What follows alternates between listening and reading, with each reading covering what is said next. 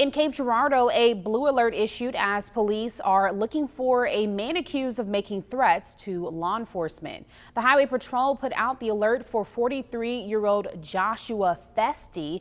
Authorities say he was involved in a domestic assault incident on April 22nd. Then the following day, he is accused of making threats to use a firearm against law enforcement.